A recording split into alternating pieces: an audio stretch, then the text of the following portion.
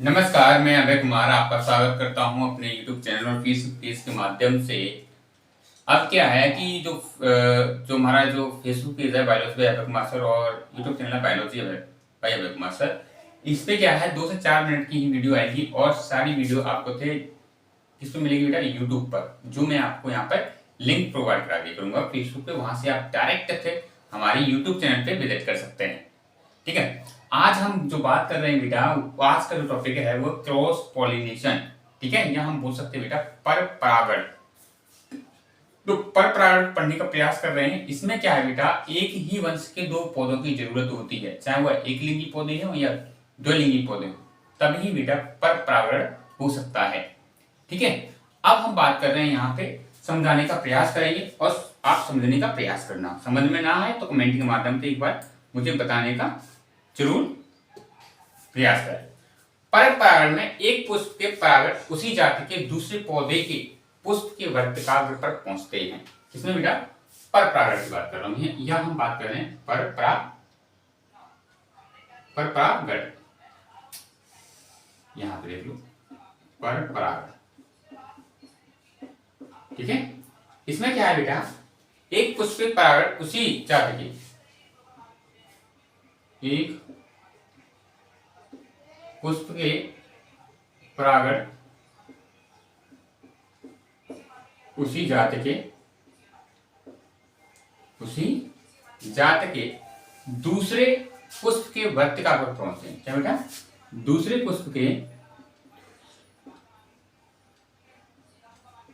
पुष्प के वर्तिकाग्र पर पहुंचते हैं,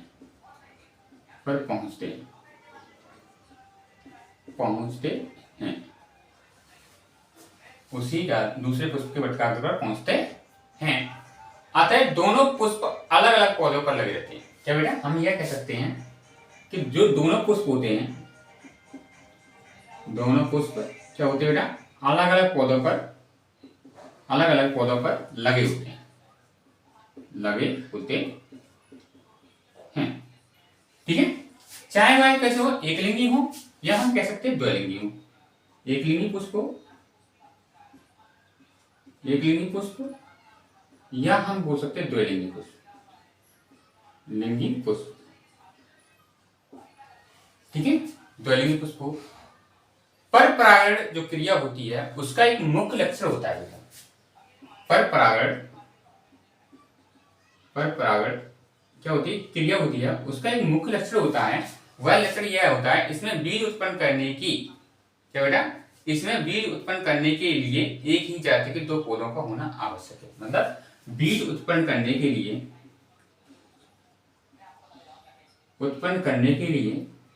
एक ही जाति के दो पौधों का होना आवश्यक, दो पौधों का होना क्या बेटा, आवश्यक है। आपको मैं फिर कहना चाहता हूं कि ये चीजें आपको सभी मिल जाएगी फेसबुक पर भी और यूट्यूब पर फेसबुक पे आपके आज 4 से 5 मिनट की वीडियो मिलेगी आपको, और इसके अलावा आपको पूरी वीडियो, जो कंप्लीट वीडियो है, वो कहां पर मिलेगी, यूट्यूब चैनल पर मिलेगी।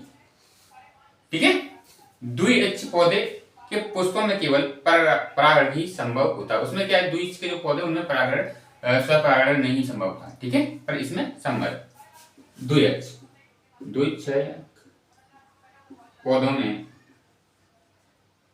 पौधों में या पुष्पों में, केवल पौधों में, या हम बोल सकते हैं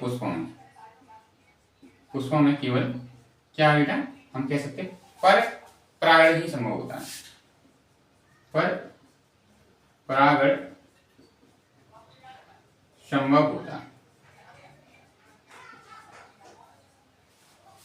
होता है। तो यह आपको यहाँ पे समझ में आया होगा। पूरा कुछ अच्छी तरीके से मैं समझाने का प्रयास आपको कर रहा हूं।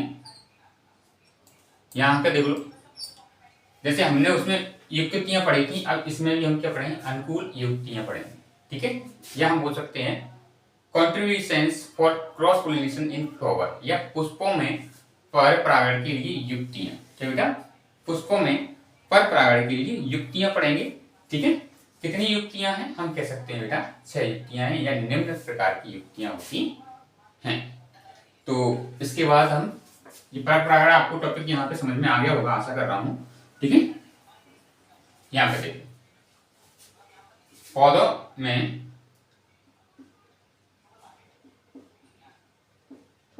पौधों में परपरागण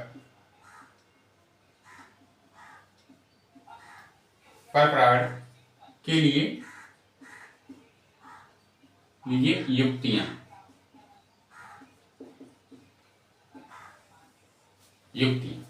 अब युक्तियां क्यों होती हैं? यह स्वपरागण की क्रिया को रोकने तथा परागण की क्रिया को सफल बनाने के लिए ये युक्तियां होती हैं। किसको बेटा? स्वपरागण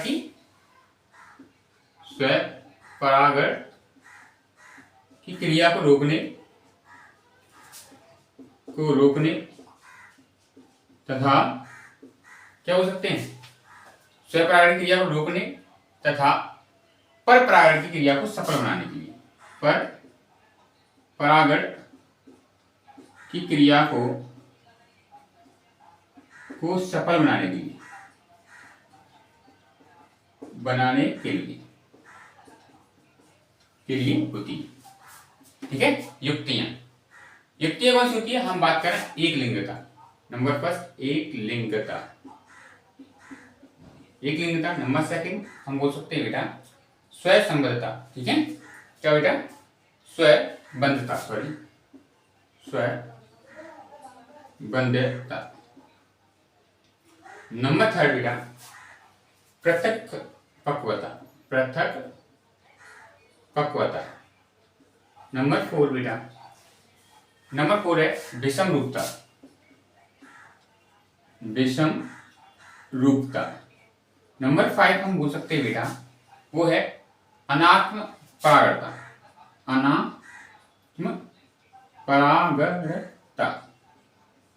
नंबर 6 है बेटा स्वदूषण। क्या बेटा? स्वदूषण। इनको हम पढ़ने का प्रयास करेंगे इसी वीडियो के माध्यम से। हम एक ही वीडियो में परपरागण का जितना भी टॉपिक है वह सारा एक ही वीडियो में हम क्या करेंगे? फिनिश करेंगे। ये ध्यान रखना, चाहे वह है उभयलिंगी से सता हो। पहले हम बात कर रहे हैं एक लिंगता। ठीक है, ये आप लिख लेना। ठीक है, अब इसे मैं मिटाने का प्रयास कर रहा हूँ, रफ कर देता हूँ। फिर मैं आपको ये समझाने का प्रयास कर रहा हूँ कि एक लिंगता होता क्या है। एक लिंगी पुष्प में नर तथा मादा जननांग क्या होते हैं? अलग अलग पुष्पों पर पाए जाते हैं। ठीक है, एक लिंगता पुष्प में क्या होते हैं? पुष्प में जो नर और मादा जननांग, ठीक है, नर व मादा जननांग क्या बेटा? अलग अलग पुष्पों में पाए जाते हैं। अलग अलग पुष्पों में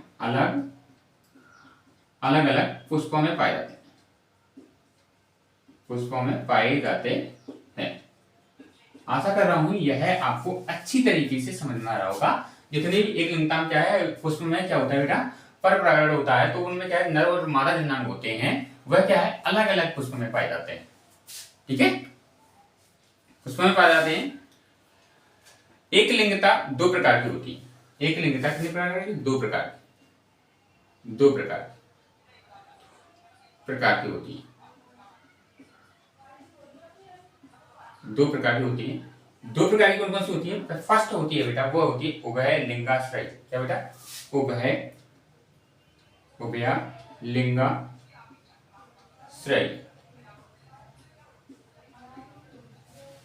ठीक है, जब इसमें क्या होता है? जब नर मादा पुष्प एक ही पौधे पर लगे होते हैं, ऐसे पौधे को एक छायक पौधे कहा जाता है।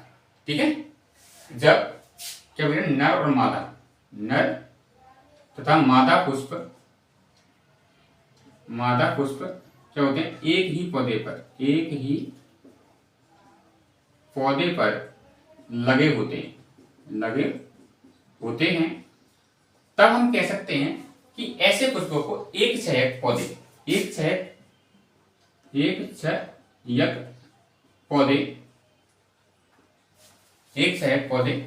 या एक छायक पौधे कहते हैं। ऐसे पौधों को एक सेल पौधे कहते हैं।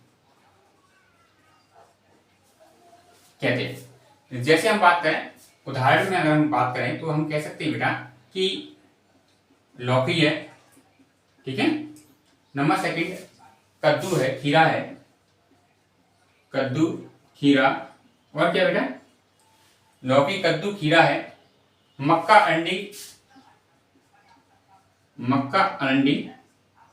अब इसमें आपको यह एक चीज और मालूम करनी है कि इनमें क्या है, यह पर परागण वाले हैं, पर जो पौधा होता है उस पर क्या नर और मादा जो जननांग होते हैं वह एक ही पौधे पर पाए जाते हैं, ठीक है। एकच पौधे में बहुधा नर पुष्प शीर्ष की ओर, कहां पर, जो नर पुष्प होते हैं, नर पुष्प कहां होते हैं बेटा, नीचे की ओर, कहां पर बेटा, नर पुष्प शीर्ष की ओर, शीर्ष की मतलब ऊपर की ओर, और मादा पुष्प, जो मादा पुष्प होते हैं बेटा वो कहां होते हैं, नीचे की ओर होते हैं, नीचे की ओर होते हैं, नीचे की ओर होते हैं, और हम यह कह सकते हैं कि इनमें स्वयं परागण भी हो सकता है। कहने को क्या है बेटा, हम ये कह सकते हैं बेटा इनमें स्वयं परागण भी होता है, स्वयं परागण भी हो सकता है, तो यहां आपको उभय लिंगाश्रयी टॉपिक अच्छी तरीके से समझ में आया होगा, ठीक है। अब हम पढ़ेंगे बेटा इसके बाद एक लिंगाश्रय, क्या बेटा, एक लिंगाश्रय। थोड़ा इसमें स्याही डाल देता हूं, वीडियो आपका स्टॉप कर देता हूं थोड़ी देर के लिए।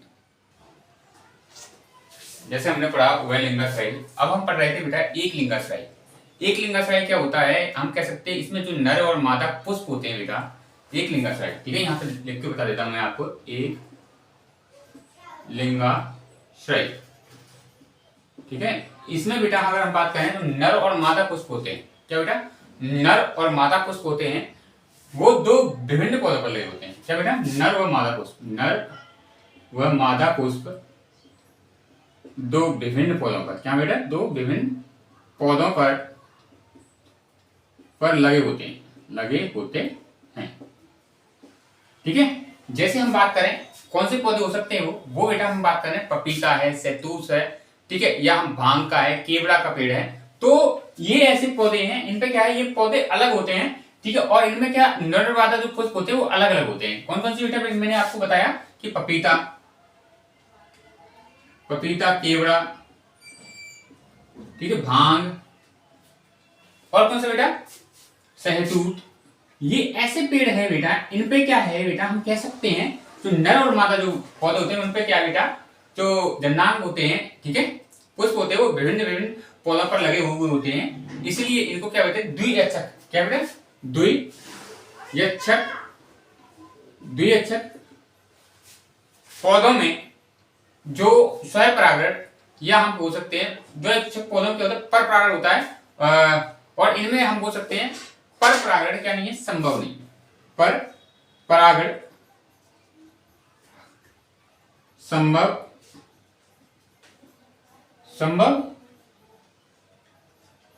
द्विअक्षक पौधों में पर परागण ही संभव है,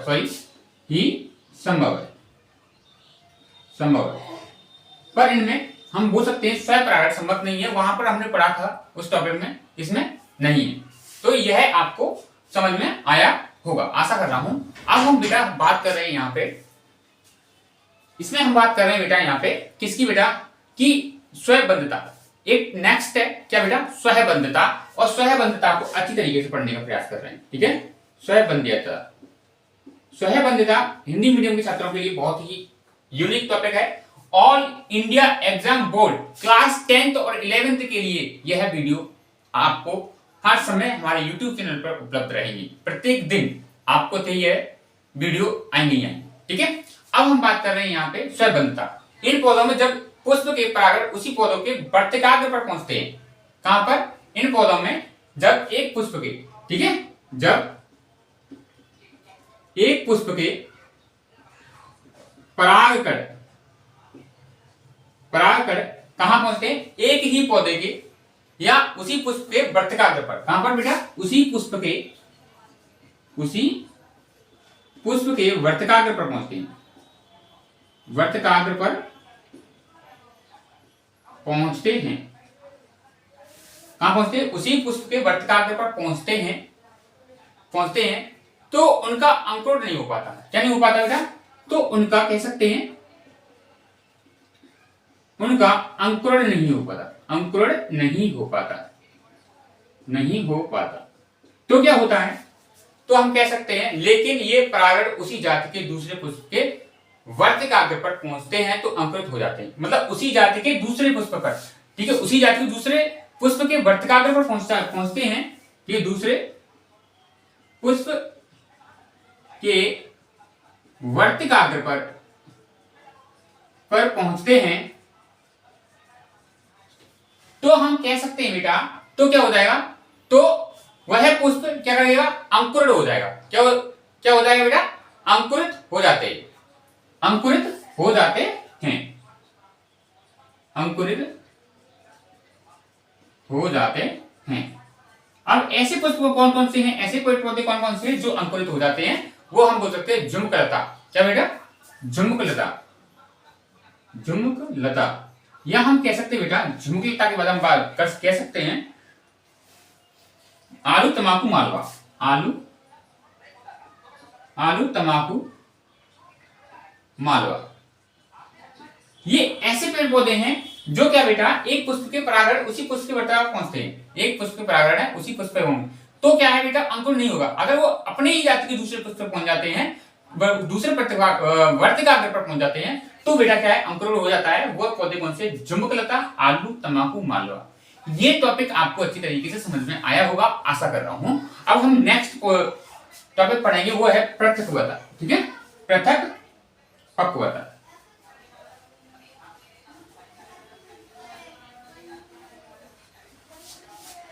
पृथक पक्वता, पृथक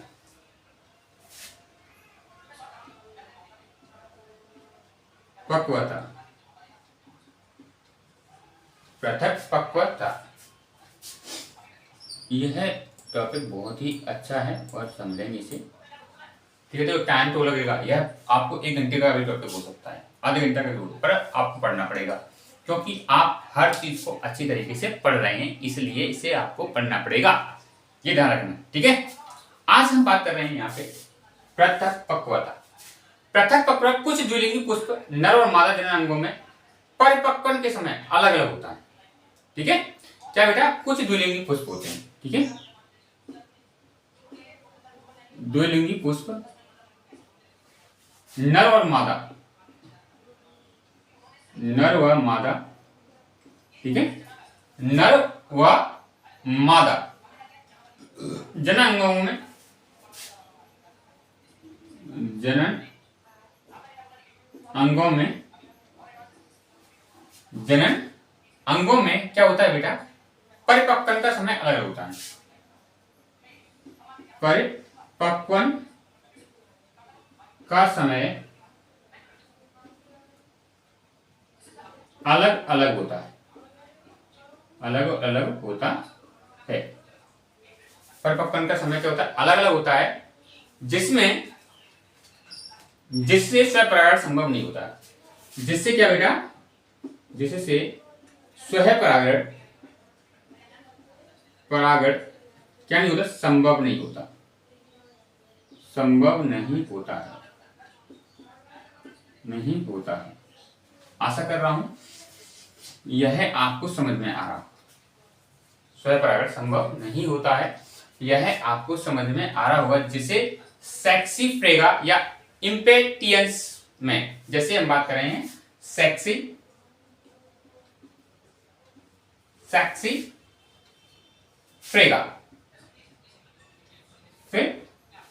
फ्रेगा या इम्पेटियंस,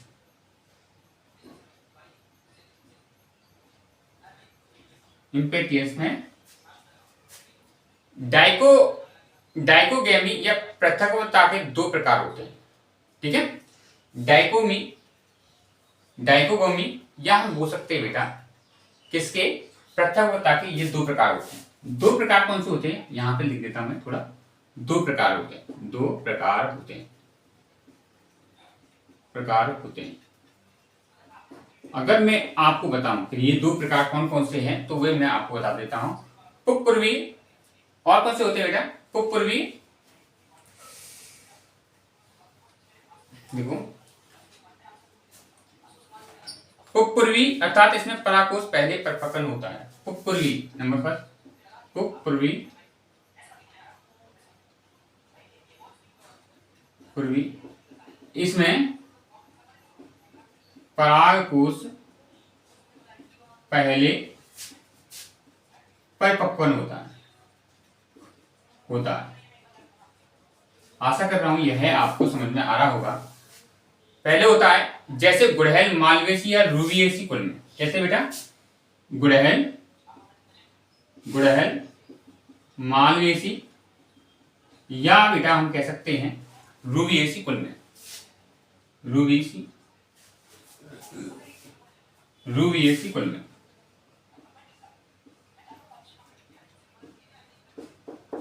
रूबिएसी कुल में। यह आपको समझ में आ रहा होगा। फिर इसके बाद तथा प्रोटोगाइनी, कौन सा बेटा, सेकंड है प्रोटोगाइनी,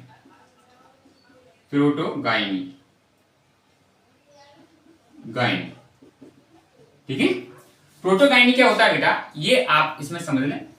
प्रोटोगाइनी अथवा हम बोल सकते वर्तकाग्र का पहले परिपक्व होता है। इसमें वर्तकाग्र पर पहले वर्तकाग्र पर पहले परिपक्व होता है, वर्तकाग्र पर पहले परिपक्व होता है। जैसे मैग्नोनिया, बरगद, पीपल, मैग्नोनिया, बरगद,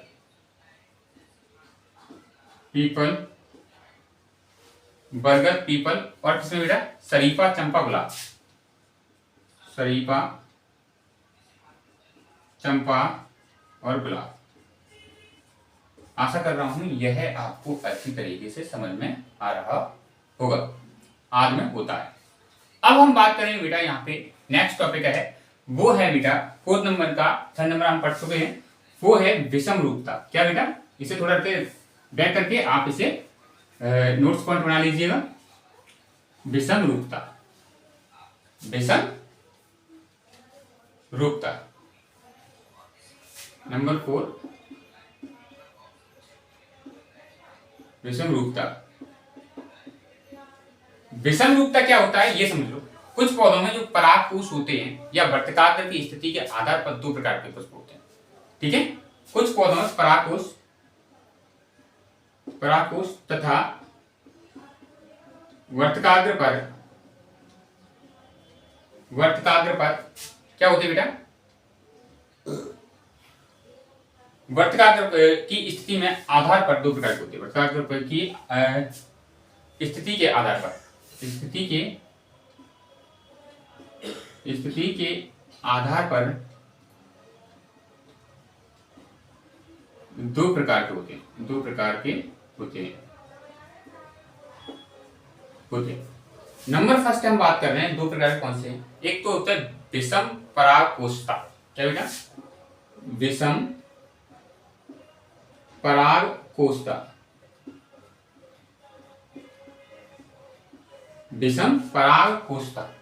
ठीक है। कुछ पौधा इस प्रकार के पुष्पों में पुंकेसर क्या होते हैं, अलग अलग लंबाई के होते हैं। इस प्रकार के पुष्पों में जो पुंकेसर होते हैं, पुंकेसर अलग अलग लंबाई होते हैं,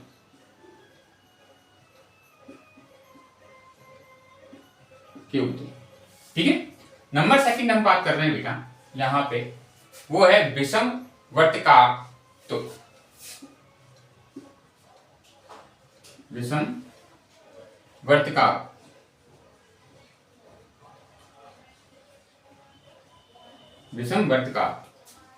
ठीक है। इस प्रकार के जो पुष्प होते हैं उनमें जो वर्तिकाग्र होता है वो लंबाई के होते हैं, और परागकोश का वर्तिकाग्र सापेक्षित या स्वपरागण को रोकती है। लंबाई होते हैं पुंकेसर, इसके वर्तिकाग्र लंबाई होते हैं, किसके बेटा, वर्त का पुष्पों में वर्तिकाग्र, पुष्पों में वर्तिकाग्र क्या होते हैं बेटा, हम बोल सकते हैं लंबाई के होते हैं, लंबाई के होते हैं, के होते हैं। ठीक है, पुष्पों में जो वर्तिकाग्र होते हैं वो क्या होते हैं, लंबाई के होते हैं, लंबाई होते हैं। परागकोश का वर्तिकाग्र की सापेक्षित स्थिति में, परागकोश और वर्तिकाग्र की जो स्थिति होती है उसमें स्वयं परागण नहीं होता, स्थिति में स्वयं परागण परागण नहीं होता है, नहीं होता है। ठीक है, स्वयं परागण नहीं होता है, ये आप समझ लीजिएगा। यह स्वयं परागण को रोकती है। द्विरूपता या विषम रूपता primrose, अलसी आदि के पौधे पुष्पों में पाई जाती है। किसमें? द्विरूपता, द्विरूपता या हम बोल सकते हैं विषम रूपता। विषम रूपता किसमें पाई जा रही है बेटा? हम ये कह सकते हैं बेटा, विषम रूपता किसमें पाई जा रही है बेटा? यह है primrose या अलसी के पेड़, primrose या अलसी के पौधों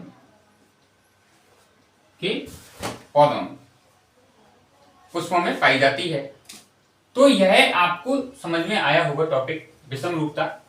ठीक है, अब इसके बाद हम जो टॉपिक पढ़ेंगे वह टॉपिक है बेटा अनात्मक परागण। क्या बेटा? अनात्मक परागणता, अनात्मक परागणता। नेक्स्ट टॉपिक है, सभी को एक ही वीडियो में मैंने कंप्लीट करा दिया है। आप देखो, अगर मैं इस टॉपिक की 10 वीडियो बनाऊंगा तो भी आपको पढ़ना पड़ेगा, और अगर मैं एक वीडियो को बना दूंगा तो भी आपको पढ़ना पड़ेगा। इसलिए मैं कह रहा हूं कि आप एक ही बार में, एक ही वीडियो में इस टॉपिक को क्रॉस पॉलिनेशन को आप कंप्लीट करो। ठीक है, अब आ जाओ, यहां पे बात कर रहे हैं हम अनात्मक परागणता, परागणता, अनात्मक परागणता। इसमें क्या होता है, जब पुष्प वर्तिकाग्र की लंबी वर्तिका का कारण ऊंचाई पर होता है, वर्तिकाग्र लंबी वर्तिका के कारण ऊंचाई पर होता है। कितना बेटा? ऊंचाई। पुष्प में वर्तिका, वर्तिकाग्र लंबी वर्तिका के कारण,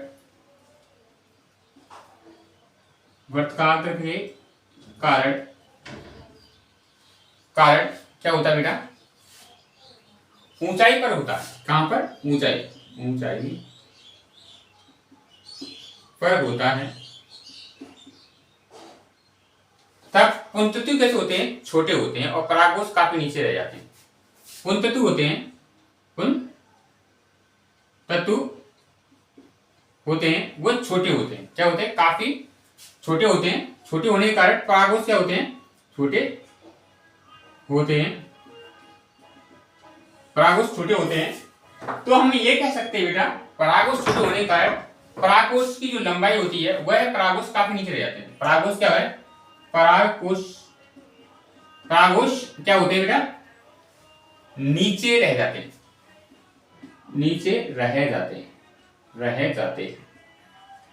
तो हम यह कह सकते हैं बेटा, नीचे रह जाते हैं, तो हम यह कह सकते हैं कि ये स्वयं परागण संभव नहीं हो सकता। क्या बेटा? इनमें स्वयं परागण संभव नहीं हो सकता, स्वयं परागण संभव नहीं हो सकता, संभव नहीं हो सकता, स्वयं परागण संभव नहीं हो सकता। इसे अनात्मक परागणता कहते हैं। क्या बेटा?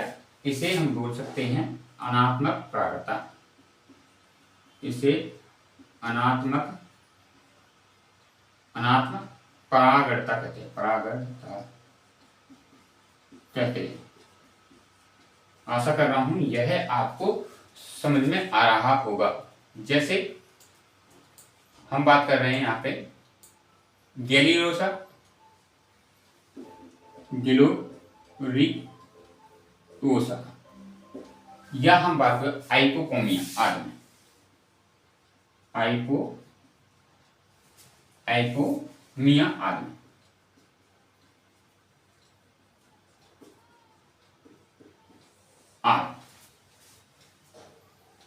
यह आपको समझ में आ रहा होगा, अच्छी तरीके से प्रयास किया जा रहा है पढ़ाने का और आपको बताने का। ठीक है,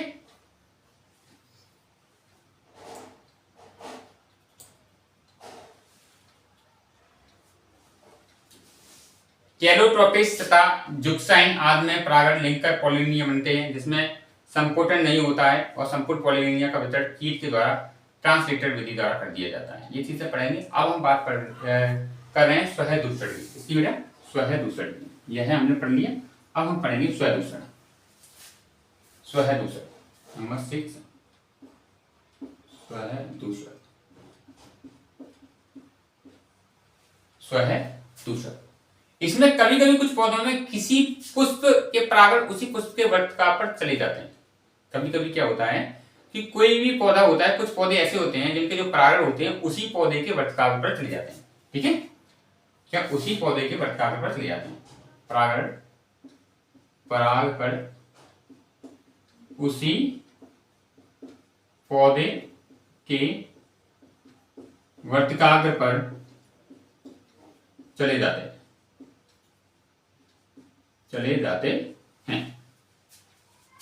तथा चले जाते हैं तथा विष का कार्य करने लगते हैं। किसका? विष का कार्य करने लगते हैं। विष का कार्य करने लगते हैं, कार्य करने लगते हैं, विष का कार्य करने लगते हैं। ठीक है, विष का कार्य क्या करने लगते हैं? विष का कार्य करने लगते हैं, जिसके कारण वह पुष्प तुरंत सूख जाता है। क्या आता है? जिसके कारण वह पुष्प क्या होता है? सूख जाता है। वह पुष्प सूख जाता है, ठीक है। यह प्रक्रिया स्वदूषण कहलाती है। जैसे आर्किड स्वदूषण कहलाती है, स्वदूषण कहलाती है, सुदूषण कहलाती है। ठीक है, जैसे हम बात करें आर्किडाइस। यह है, आपको टॉपिक समझ में आया।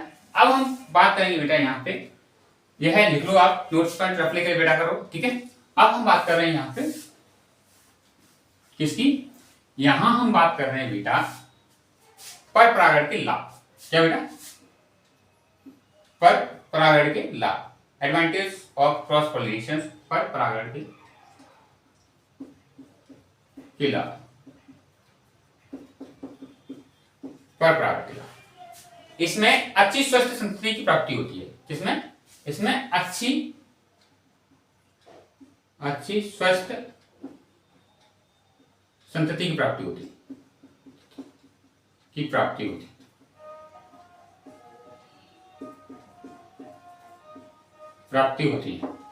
सेकंड, इनमें संकर ओज होता है। क्या? Hybrid big hour. इनमें संकर यूज होता है, आशा कर रहा हूं यह भी आपको अच्छी तरीके से समझ में आया होगा। सेकंड, जीवन क्षम बीजों का उत्पादन, जीवन क्षम बीजों का उत्पादन। ठीक है, नई किस्मों या प्रजातियों का उत्पादन होता है। नई किस्मों या प्रजातियों का उत्पादन,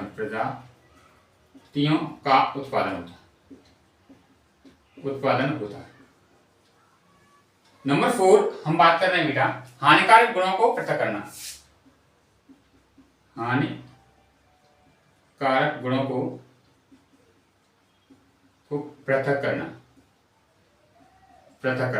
नंबर 5, इसमें रोग प्रतिरोधक पादपों की उत्पत्ति हो सकती है।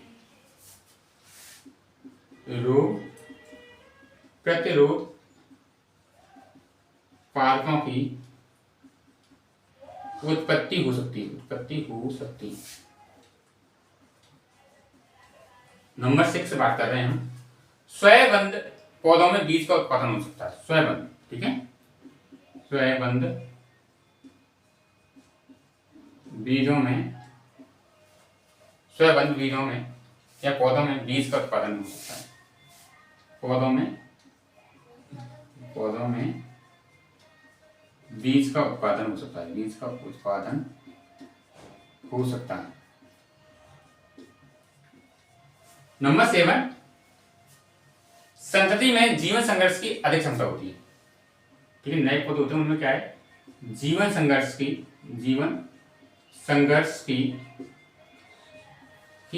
अधिक क्षमता होती है, अधिक क्षमता होती है। ये क्या है, एडवांटेज ऑफ क्रॉस पोलिनेशन। ठीक है, या हम बोल सकते हैं पर परागण के लाभ। अब हम बात कर रहे हैं यहां पे किसकी बेटा,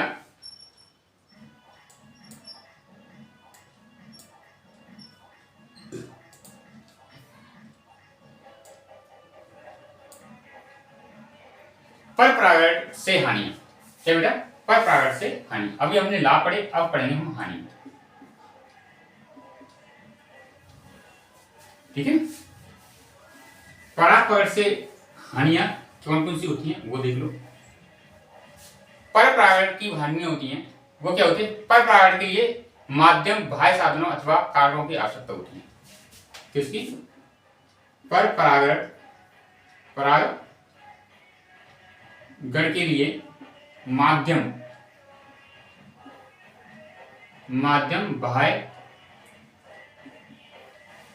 बाह्य साधनों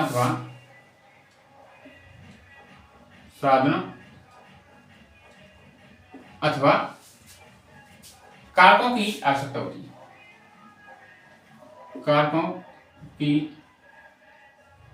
आवश्यकता होती है। ठीक है, थोड़ा प्रोग्राम है कहीं तो ये आपको आवाज सुनाई दे रही होगी, पानी पी लेता हूं। इसके बाद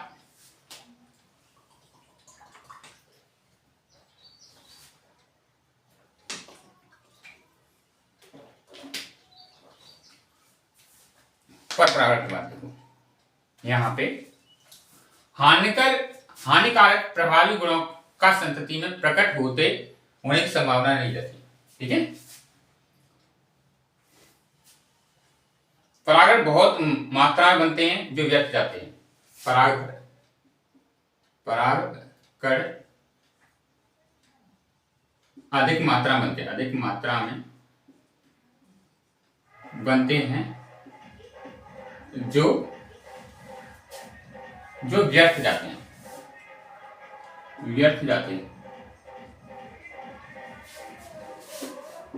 नंबर 3 हम बात कर रहे हैं यहाँ पे, हानिकारक प्रभावी गुणों का संतति में प्रकट होने की संभावना रहती है। पर परागित पौधे सदैव संकर होते हैं। परागित पौधे हमेशा क्या होते हैं, सदैव संकर होते हैं। सदैव संकर होते हैं।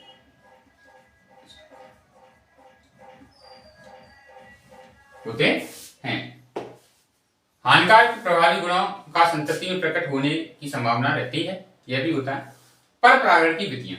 ठीक है, फिर हम अलग अलग वीडियो में पढ़ेंगे वायु परागण। ठीक है, विधियां कौन कौन सी होती है, पर परागण की विधियां। पर परागण की विधियां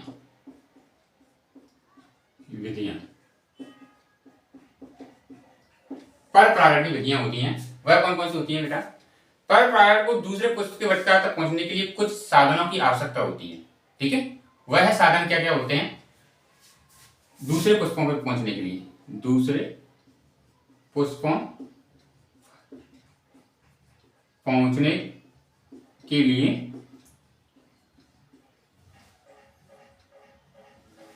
कुछ विधियों की आवश्यकता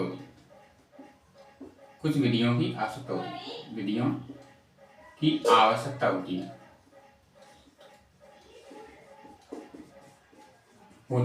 नंबर 1 होती है, ये साधन वायु जल जंतु हो सकते हैं। ठीक है, क्या वायु जल जंतु हो सकते हैं। वायु तथा जल अजैविक कारक तथा जंतु परागण में जैविक कारक होते हैं, वायु और जल में। अजैविक, अजैविक और जंतु, जंतु परागण में क्या होते हैं? जैविक, जैविक कारक होते हैं, जैविक कारक होते हैं। ठीक है, इनके आधार पर परागण निम्नलिखित 3 प्रकार के होते हैं। हम बात कर रहे हैं वायु परागण, नंबर फर्स्ट वायु परागण, सेकंड जल परागण, जल परागण, सेकंड थर्ड है बेटा आपका जंतु परागण, जंतु परागण। यह वीडियो आपको कैसा लगा, यह मैंने आपको यहाँ समझाने का प्रयास किया। अच्छा लगा हो शेयर कर दो, लाइक कर दो, सब्सक्राइब कर लो, फॉलो कर लो, करना है वो कर दो। ठीक है, और वीडियो देखने के लिए बेटा आपका बहुत बहुत धन्यवाद। थैंक यू वेरी मच बेटा।